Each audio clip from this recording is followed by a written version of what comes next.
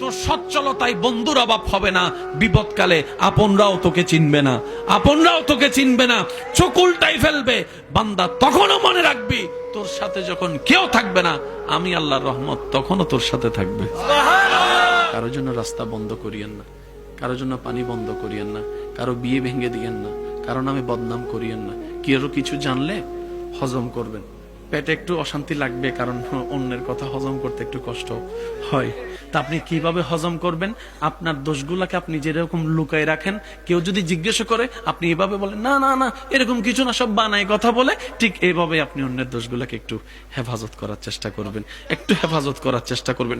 বিশ্বাস করেন ভাই, আল্লাহ আপনাকে এমন দিবেন আপনি রাখতে পারবেন না, রাখতে পারবেন না, রাখতে পারবেন না। কেন?